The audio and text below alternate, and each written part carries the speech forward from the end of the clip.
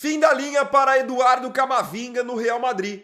O volante francês foi colocado no mercado pelo time espanhol para a temporada que vem, segundo informação publicada pelo jornal espanhol AS. Eduardo Camavinga já havia se tornado a última opção para o meio-campo do Real Madrid, tanto que não começou a partida contra o Bayern de Munique entre os titulares, já não tinha sido titular também nos confrontos contra o Manchester City na fase anterior. Ele tem sofrido com muitas lesões desde a última temporada e agora a cereja do bolo para toda essa história foi a expulsão dele num momento crucial contra o Bayern de Munique. É claro que o Real Madrid ainda reclama em relação à expulsão, entende que o árbitro foi muito rigoroso com o Camavinga, mas mesmo assim foi a partir da expulsão do Camavinga que, com um jogador a mais, o Bayern de Munique conseguiu encontrar a brecha para voltar à frente no placar agregado no confronto das quartas de final. Então, o Real Madrid optou agora por colocar o Camavinga no mercado e está disposto a negociá-lo.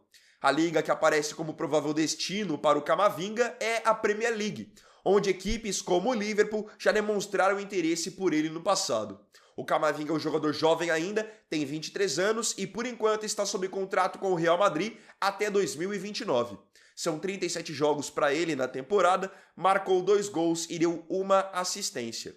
Esse momento negativo que ele atravessa no Real Madrid é preocupante para ele também pensando em seleção francesa, onde ele também não é hoje uma das primeiras opções para o Didier Deschamps se tratando de meio de campo. Se até o Pitart, que veio da base, subiu para o profissional e rapidamente passou na frente do Camavinga nessa hierarquia dos meio-campistas, então realmente a gente entende que ele não tem mais a importância que já teve em outros momentos, porque vocês devem se lembrar que tiveram momentos no Real em que o Camavinga ele era a primeira ou segunda opção para tudo. Alguém machucava na lateral esquerda, ele ia para a lateral esquerda. Precisava de um primeiro volante, ele fazia o primeiro volante, fazia o segundo volante, fazia o terceiro homem de meio. Incrível ver como em pouco tempo esse conceito mudou. Eu sou o Vini Weiner e essa aqui foi a primeira notícia da edição dessa sexta-feira, dia 17 de abril, do Boletim Weiner. Defensor de saída do Real. Não é só o Camavinga que poderá deixar o Real Madrid ao final da temporada. Para ser sincero, esse jogador sobre o qual eu vou falar agora tem mais chances de ir embora do que o Camavinga, porque esse jogador, que é um jogador de defesa, está em final de contrato. Trata-se do zagueiro austríaco Davi Alaba, de 33 anos. De acordo com o jornalista Fabrício Romano, a tendência é de que o Alaba deixe o Real Madrid ao fim da temporada assim que o seu contrato acabar. O Real já não costuma mesmo renovar por muito tempo contratos de jogadores que ultrapassam os 30 anos. É um conceito do clube, tanto que era assim com o Modric, que renovava ano a ano. Foi assim com o Cristiano Ronaldo, foi assim com o Sérgio Ramos. Então, até pelo fato de o Alaba não estar sendo constantemente aproveitado e estar sofrendo com muitas lesões, o Real entende que o ciclo dele está chegando ao fim. Só que não é porque ele deixará o Real Madrid que ele vai ficar também dando bobeira no mercado. De acordo com o Fabrício Romano, vários clubes importantes da Europa já entraram em contato com o Alaba e manifestaram interesse na sua possível contratação, até porque o Alaba é um jogador multicampeão, um jogador experiente e que é muito versátil. Ele sempre jogou em mais de uma posição. No Bayern, ele jogou muito como lateral esquerdo e como volante. Aí, quando ele foi mais para o Real Madrid, que ele passou a atuar mais como zagueiro. Baita jogador, baita currículo. Tensão no vestiário do Real Madrid. O portal The Touchline divulgou a informação de que existe uma tensão no vestiário do Real Madrid em relação a 2 jogadores, Vinícius Júnior e Kylian Mbappé. Parte do vestiário acredita que se o Vini Júnior tivesse mais frieza, mais calma, ele poderia ter classificado o Real Madrid para a semifinal da Liga dos Campeões. Alguns jogadores acreditam que a forma de o Vini decidir, tomar as decisões mesmo nos lances, poderia ter classificado o time. Eles entendem que ele acabou desperdiçando chances preciosas nesse duelo contra o Bayern. E quando a gente puxa, principalmente no jogo da ida, o Vini Júnior teve uma oportunidade cara a cara com o Neuer, depois de uma falha do Upamecano, em que ele, com um pouco mais de frieza, poderia até ter driblado o Neuer e feito o gol com o gol vazio. Mas não, o Neuer sai nele, ele corta o Neuer e finaliza para fora já sem goleiro. Ele poderia ali ter tido um pouco mais de frieza mesmo para ter feito o gol num momento importante da eliminatória. Além desse sentimento que alguns jogadores têm em relação ao Vini, de que o Vini poderia ter sido mais calmo, eles também estão pensativos em relação ao Mbappé, que mesmo que seja o artilheiro do time na temporada, muitos estão interpretando que ele está tendo uma atitude muito individualista. E alguns jogadores do Real entendem que essa forma dele de jogar, sendo mais individualista, pode estar atrapalhando na criação de oportunidades da equipe como um todo. Isso que estão fazendo com o Vini e com o Mbappé, de questioná-los, de esperar mais deles, já é o normal. Porque se eles são os jogadores mais valorizados do meio pra frente, os jogadores de maior capacidade técnica, então é claro que vai se esperar que eles resolvam contra o Bayern de Munique, que eles levem o Real Madrid aos títulos. E como isso não está acontecendo, não aconteceu de novo nessa temporada, pela segunda temporada consecutiva, então já é o esperado que você cobre mais de quem você espera mais também. Você chegou até aqui no vídeo e ainda não deixou o seu like? Então deixa o like porque ele me ajuda muito e se inscreva no canal também para não perder os próximos conteúdos. Valeu! Real mira técnicos argentinos. Como o Real não levantou nenhum troféu nessa temporada e está longe do Barcelona na briga pela La Liga, o Real já começa a planejar a sua próxima temporada e, obviamente, pensar em um novo treinador. Porque, ao que tudo indica, Álvaro Arbeloa não será mantido como treinador principal. Ele é realmente apenas um interino por mais alguns meses. O Florentino Pérez já está trabalhando com alguns nomes que possam assumir o Real Madrid e ele tem já uma lista curta. Quem está nessa lista curta? Segundo informação do jornalista Fabrício Hawkins, um dos nomes é do argentino Mauricio Pochettino, que por muitos anos treinou o Tottenham, já treinou o Paris Saint-Germain e hoje é treinador da seleção dos Estados Unidos. O Florentino gosta bastante da forma de trabalhar do Pochettino. Outro nome que o Fabrício Hawkins divulgou que está na lista curta do Real é o nome do Jürgen Klopp, ex-treinador do Liverpool e do Borussia Dortmund. Só que o Real sabe que hoje seria mais difícil contratar o Klopp pelo fato de ele ter se tornado diretor na Red Bull. Outro nome na mira é o de Didier Deschamps, treinador da seleção da França, que deixará a França após essa Copa do Mundo. Esse é um nome bastante interessante. E aí, fechando essa lista curta momentaneamente, o jornal espanhol El Mundo trouxe que outro treinador argentino está no radar do Real Madrid.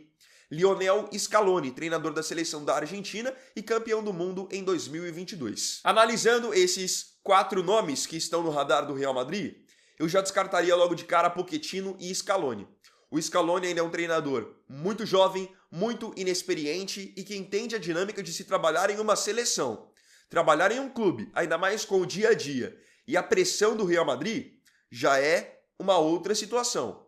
No caso do Pochettino, é um treinador que treinou por anos o Tottenham, nunca ganhou nada e quando teve o timaço do Paris Saint-Germain na mão, não conseguiu lidar com grandes estrelas. Tinha na mão Mbappé, Neymar, Messi e não deu certo. No Real, também há grandes estrelas. Então como que ele lidaria com isso?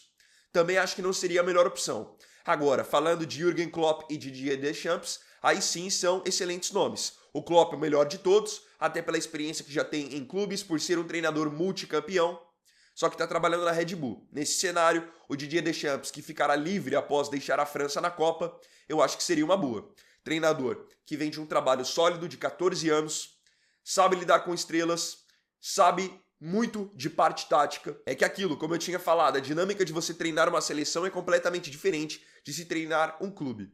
Mas o Didier Deschamps mostrou com as campanhas que fez com a França que é capacitado sim. Juventus ensaia reconstrução.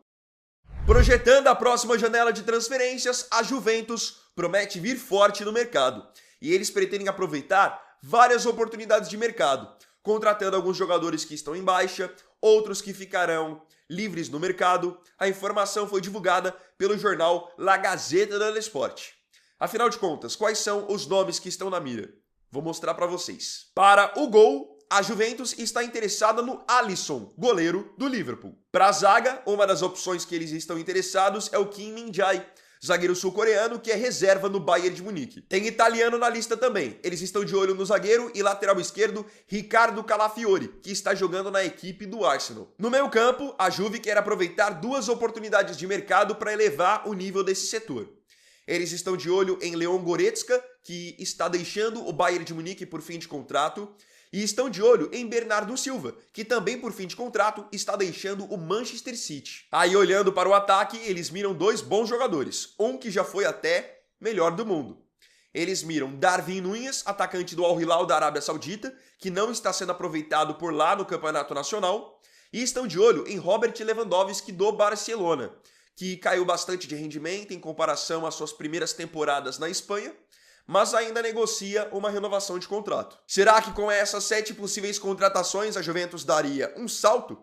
Será que com esses 7 nomes a Juve iria para outro patamar, pelo menos dentro do futebol italiano? Pelo menos para mim sim. Muitos desses nomes chegariam para mim com totais condições de assumirem titularidade e papéis relevantes dentro do time treinado pelo Luciano Spalletti. Substituto de Ekitike na França. Nessa última semana, em confronto contra o Paris Saint-Germain pela Liga dos Campeões, o atacante do Liverpool, Hugo Ekitike, acabou tendo uma lesão terrível. Ele rompeu o tendão de Aquiles direito. Com isso, ficará afastado dos gramados de 9 meses até 1 ano. É muita coisa para um jogador profissional. Essa lesão foi terrível. Ela não é tão comum como a ruptura do LCA, que a gente costuma ver nos jogadores, mas também é péssima em questão de recuperação. Com essa lesão, obviamente, ele perde o restante da temporada no Liverpool e perderá a Copa do Mundo com a França. E olha que o Ekitike não só já estava garantido na Copa, como tinha grandes possibilidades de ser titular na campanha. Um indício disso já havia sido no amistoso contra o Brasil, em que o Deschamps havia escalado um quarteto ofensivo com Olise, Dembélé, Mbappé e Ekitike. Segundo informação do jornal francês Le Parisien, com o Ekitike não indo à Copa e a vaga dele aparecendo, o técnico Didier Deschamps já definiu quem será o seu substituto, quem irá para a Copa no lugar dele. O escolhido será Randal Kolo Muani, atacante do Tottenham, que está na zona de rebaixamento do campeonato inglês com o time londrino e tem apenas 5 gols na temporada. Nesse caso, Kolo Muani não estaria sendo escolhido por desempenho na temporada, e sim pelos serviços prestados já na seleção da França. Tanto que ele já esteve na Copa de 2022. Então, nesse caso, seria muito mais pela experiência dele na França do que propriamente por viver um grande momento, porque se fosse por isso, ele não iria. Messi compra time espanhol. Há alguns meses, o Cristiano Ronaldo tinha dado um passo importante no mundo dos negócios. Ele tinha comprado o Almeria, que é um time da Espanha. Agora, o Lionel Messi está indo pelo mesmo caminho. Ele comprou um time da 5ª divisão da Espanha, que se chama UE Cornellà. O UE Cornellà é um time que é sediado na Catalunha, onde o Messi foi criado, e eles são especialistas por lá na formação de jovens jogadores. Tanto que passaram por lá na fase de formação o Jordi Alba, amigo e ex-companheiro do Messi, o lateral esquerdo. Passou por lá o David Raya, que agora é goleiro do Arsenal, goleiro da seleção da Espanha, e o Gerard Martín, que tem sido até titular nos últimos jogos do Barcelona. O Messi, então, adquiriu essa equipe da 5ª divisão e ele adquiriu 100% do clube. Então ele não divide questão societária com ninguém. Resultados dos brasileiros. Ontem tivemos mais equipes brasileiras indo a campo pela Copa Sul-Americana e pela Copa Libertadores. Vamos aos resultados? Na Sul-Americana, o Atlético Mineiro recebeu o Juventude do Uruguai e venceu por 2-1, com o Cassiera fazendo o gol da vitória atleticana no finalzinho. Quem também venceu no finalzinho foi o Red Bull Bragantino, que bateu o Blooming da Bolívia por 3-2, com gol emocionante de Isidro Pita. Na Libertadores, o Palmeiras venceu pela primeira vez nessa temporada da competição. Apesar das dificuldades, o Verdão bateu o Sporting Cristal do Peru por 2-1. E fechando a rodada da Libertadores, o Flamengo bateu o Independiente Medellín da Colômbia por 4-1. Um passeio do Flamengo com show de Arrascaeta. Bernard ironiza a torcida do Galo. Ontem, na vitória do Atlético Mineiro sobre o Juventude do Uruguai por 2-1 na Sul-Americana, um gol, ou melhor, uma comemoração chamou a atenção. O meia atacante Bernard, que fez o primeiro gol do Atlético na partida, comemorou colocando as mãos nas orelhas. E esse gesto foi um gesto de provocação, de deboche para a torcida do próprio Atlético Mineiro. Uma coisa é você fazer essa comemoração quando você está em um jogo fora de casa, que aí significa que você quer o quê? Escutar a torcida, vai, fala mais. Agora, nesse caso de ontem, o Bernard fez essa comemoração porque a torcida do Atlético estava pegando no pé dele durante o jogo. O Bernard já vem sendo criticado em outras partidas também. Você pode até ter esse termômetro pelas redes sociais, só que ontem foi a gota d'água. Ele não vinha fazendo um bom jogo, acabou marcando o gol, e aí, por ver como a torcida estava o criticando, ele comemorou dessa forma, colocando as mãos nas orelhas. É claro que essa comemoração não pegou bem, principalmente nas redes sociais, e muitos torcedores do Atlético Mineiro interpretaram o gesto do Bernard como um desrespeito. Depois do jogo, o Bernard tratou de se desculpar pela comemoração e disse o seguinte: em alguns momentos eu estava sob pressão e para não perder a bola eu acabava recuando, e isso estava tirando a paciência dos torcedores. Aí acabei desabafando, que também não concordo que seja a melhor opção. Então foi só um momento de jogar para fora mesmo. Peço desculpas a quem se sentiu ofendido. Como eu disse antes, não é o meu perfil. É uma coisa que, sem dúvida nenhuma, não vai acontecer novamente.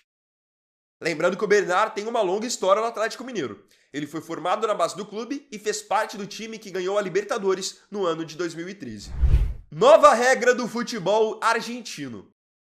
O jornalista Gastón Edu divulgou a informação de que uma nova regra será aplicada no futebol argentino. E com essa regra sendo aplicada na Argentina, eu acredito que não vai demorar para que ela seja aplicada no Brasil também. Que regra é essa? Bom, a gente tem acompanhado que alguns jogadores, por provocação, gostam de pegar e subir na bola. Como o Memphis já fez no Corinthians, como o Valentim Barco, ex-Boca Juniors, já fez também em um jogo de Libertadores contra o Palmeiras. Só que a partir de agora, no futebol argentino, isso está proibido. O jogador que subir na bola, por ser um gesto de provocação, ele vai tomar cartão amarelo e vai ser falta para a equipe adversária. É claro que quando o jogador sobe na bola, como o Soteldo fez também em um jogo contra o Vasco, ele faz aquilo para provocar. É um deboche. Eu realmente não acho que o jogador deveria tomar cartão amarelo. Agora, é o seguinte também. Se o jogador fizer e o adversário se sentir ofendido, ele tem que segurar o rojão também se o adversário for para cima dele. Se você quer zoar, quer subir na bola, tem que entender também que se o adversário quiser ir e dar no meio, vai poder também. Não estou dizendo que não seria falta, tá? Mas estou dizendo que é uma consequência, uma coisa leva a outra. Agora, eu queria saber de você, aqui nos comentários, as suas opiniões sobre as notícias dessa edição do Boletim Weiner. Não se esqueça de comentar. Mais tarde, eu estarei de volta no canal às 7 horas para mais um conteúdo para vocês, porque a máquina não pode parar. Quanto a esse vídeo, se tiver gostado, deixa o like, se inscreva e compartilhe. Então é isso, tamo junto, até mais tarde e até o próximo vídeo. Fiquem com Deus. Vini Weiner aqui, valeu, falou e fui!